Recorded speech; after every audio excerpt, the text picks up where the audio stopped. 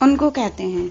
तो उस टाइम क्या होता था कि जो चर्च के वो होते थे प्रीस्ट वगैरह, वही जो बरीड होती थी लाशें वगैरह जो आती थी उसमें, जो चर्च वगैरह में आती थी लाशों को ना चर्च में ही दफनाया जाता था, कुछ को उनके अंदर से दफनाया जाता था, कुछ को बाहर। तो वो कहते हैं कि जो सेक्सटोन होते थे वही क्या करते थे, उन लाशों को दबाने का काम करते थे। तो ये कहते हैं कि हमारी लाइफ जो है वो एक सेक्सटोन के मतलब सेक्सटोन की तरफ से दी हुई मेहर हो जाएगी। क्योंकि उस टाइम क्या होता था, अगर कोई आदमी जिंदा रह जाए कॉफिन में, क्या होता था कभी कभार किसी केस में ऐसा होता था कि जो आदमी मरता था वो कभी कभार जिंदा हो जाता था।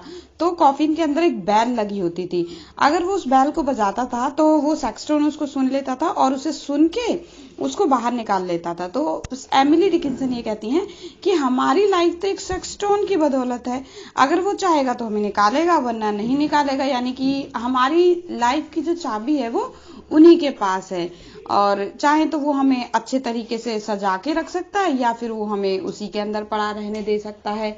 तो इस स्टैंजा में ये बात की गई है। उसके बाद तीसरा स्टैंजा है discarded of the housewife Quint और ब्रॉक ए न्यूअर सर्व प्लीजेस ओल्ड वन क्रैक्स। इसका मतलब है कि जो फिर उसके बाद जब लवर होते हैं, शादी कर लेते हैं, हाउसवाइफ बन जाती हैं, तो वो उनको ना काफी ओल्ड लगने लगती हैं। मतलब उनमें वो उनको इंटरेस्ट वो प्लेजर नहीं दिखता जो न्यू में दिखता है। तो इस तरीके से उनकी लाइफ एक ऐसे कप वगैरह की तरह या फिर घर में सजी हुई चीज की तरह हो जाती है जिसे टूटने से कोई फर्क नहीं पड़ता है। तो वो कहती हैं कि उनके बीच का प्यार कम हो जाता है। ओके, फिर now come to the next stanza, stanza 4। I could not die with you for one must wait to shut the others gaze down, you could not. अब चौथे स्टैंजा में वो कहती हैं कि अब मैं तुम्हारे साथ मर नहीं सकती। पहले तो उन्होंने क्या कहा था कि मैं पहले तुम्हारे साथ रह नहीं सकती, उसके उन्होंने कारण बताए थे कि हमारी लाइफ एक साथ नहीं रहेगी, हमारी लाइफ किसी और के भरोसे पे रहेगी, या हमारी लाइफ की कीज किसी और के पास होंगी।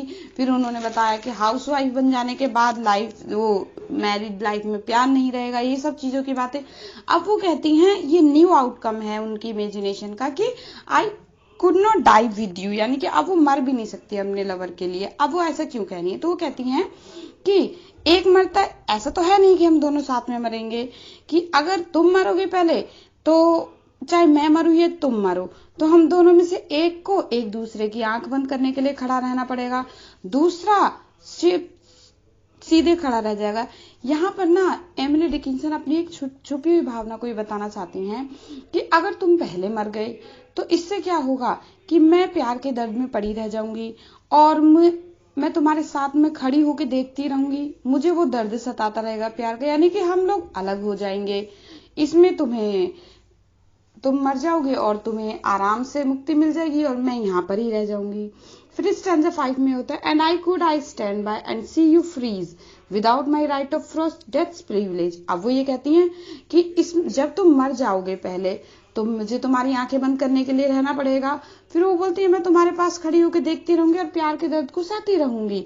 तो बोलती है कि मैं बिल्कुल जिस तरीके से मुर्दा खड़ा रहता है दूसरा, वैसे हो जाऊंगी प्यार में, क्योंकि जब एक किसी का कोई लवर मरता है तो दूसरे को दिल से दर्द होता है। तो वो कहती है यहाँ पर मौत ने भी तुमको एक विशेष अधिकार दे दिया, यानी तुमको तो वो दर्द मिला ही नहीं प्यार का जो मुझे होगा, तुम पहले मरोगे तो मैं वहां पर चुपचाप खड़ी रह जाऊंगी।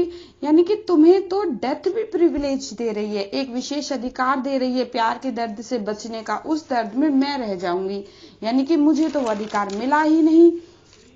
तो इसमें एमिली डिकिंसन अपने प्यार के दर्द को बयां कर रही हैं कि वो अपने लवर को मरता हुआ नहीं देख सकती हैं और इसलिए वो उनके साथ मर भी नहीं सकती हैं और उसके पास खड़े होकर उसे देखती रहेंगी, तो इस दर्द को वो बयां नहीं कर पाएंगी। इसके बाद वो कहती हैं स्टैंजा 6 में nor could I rise with you because your face would put out Jesus that new grace.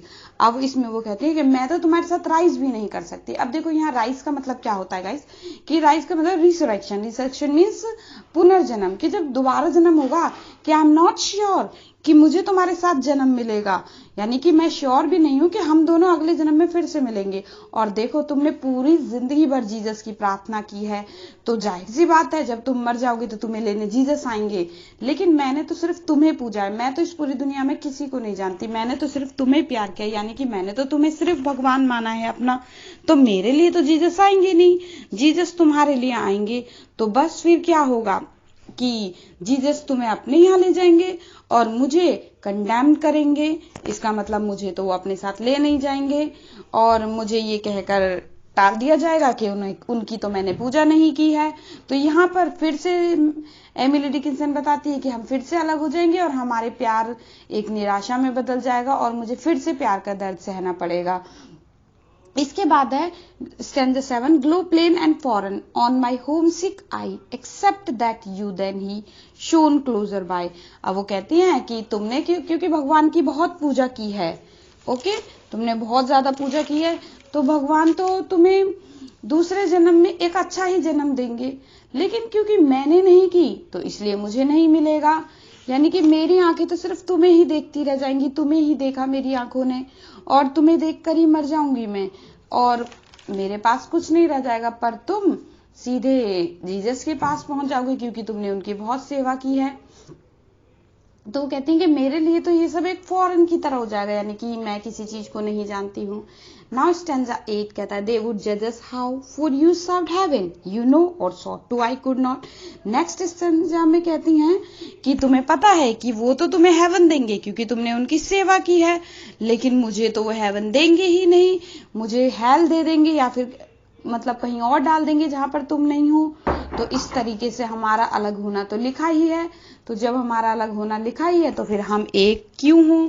Next stanza में कहती हैं एमिली डिकिंसन कि because you saturated sight and I had no more eyes for sordid excellence as paradise. इसमें वो फिर से वही बात बताना चाहती हैं कि क्योंकि तुम्हें इंटरेस्ट था और तुम्हें बहुत ज्यादा भगवान में भरोसा था तो तुमने भगवान को देखा। तुम्हारी आंखें हमेशा जीसस को देखती थी क्योंकि उस टाइम में क्रिश्चियनिटी अपने चरम उत्कर्ष पर थी। तो लेकिन मैंने तो सिर्फ तुम्हें देखा, मैंने तो कभी जीसस का चेहरा देखा ही नहीं, मैंने तो भगवान के चेहरे में तुम्हारा चेहरा देखा। तो फिर मुझे जीसस क्यों लेने आएंगे, क्यों मुझे हेवन देंगे, क्यों मुझे पैराडाइज में डालेंगे। तो वो कहती है कि इस तरीके से हमारा प्यार फिर एक निराशा में बदल जाएगा, तो हम क्यों एक हों। फिर नेक्स्ट स्टैंजा में कहती है, and were you lost I would be though my name rang loudest on the heavenly fame. Now speaker कहती हैं कि सपोज कर लो कि अगर हम दोनों में से कोई खो जाए तो मेरा नाम तो हेवन में लिया नहीं जाएगा पर तुम्हारा नाम तो खूब अच्छे से लिया जाएगा क्योंकि तुमने जीसस की प्रार्थना की है और मैंने तो नहीं की है। तो वो कहती हैं कि अगर हम खो जाएंगे तो कोई हमारी हेल्प नहीं करेगा एक दूसरे को ढूंढने में, तो तब भी हम अलग हो जाएंगे। Now next stanza is, and were you saved and I condemned to be where you were not that self were hell to me. इस स्टैंजा में क्लियरली वही बात की गई है कि क्योंकि तुमने जीसस की पूजा की है, तुमको वहां लोग सराहेंगे और तुम्हारी बहुत देखभाल होगी वहां पर, लेकिन मैंने तो जीसस की पूजा नहीं की, मैंने तो सिर्फ तुम्हारी पूजा की है और तुमसे ही प्यार किया है।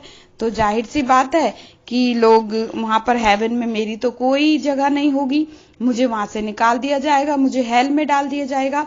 और जब पहले से ही मेरे लिए ये तय है कि मुझे हेल में डाल दिया जाएगा तो फिर मैं क्यों तुमसे शादी करूं और क्यों मैं अपने इस प्यार को आगे बढ़ाऊं। तो ऐसा कहकर एमिली डिकिंसन अपने प्यार को फिर से बताती हैं कि हमारा प्यार फिर से क्या हो जाएगा, डिस्पेयर में कन्वर्ट हो जाएगा। लास्ट स्टैंजा में वो कहते हैं, so we must meet apart you there I here with just the door ajar that oceans are and prayer and that white sustenance despair. इसमें वो कहती हैं कि जब पहले से ही ये है, यानी कि हमारा प्यार तो दो दरवाजों की तरह है, एक को अगर इस तरफ फेरा जाएगा तो दूसरे उस तरफ खुलेगा, एक खुलेगा तो बंद होगा। तो यानी कि हमारा तो मिलना पॉसिबल है ही नहीं। यहाँ पर डोर, यहाँ पर जो ओशियन का एग्जाम्पल दिया गया है वो भी इसी तरह दिया गया है कि ओशियन के दो किनारे कभी नहीं मिलते। इस तरीके से ही हमारी लाइफ हो जाएगी, हम बस प्रेयर करते रहेंगे एक दूसरे के लिए और हमारा प्यार अंततः एक निराशा में बदल जाएगा। इस तरीके से उन्होंने अपने प्यार की व्याख्या की है। So guys, thank you so much. अगर आपको ये पोएम पसंद आए तो सब्सक्राइब किए बिना मत जाइएगा, लाइक कीजिएगा, और मैं आपके लिए और बहुत सारी पोयम लेकर आऊंगी, और भी अच्छे हिंदी वर्जन में। थोड़ी सी ये शुरू की पोयम है, that's why I am nervous. Thank you so much, please like this.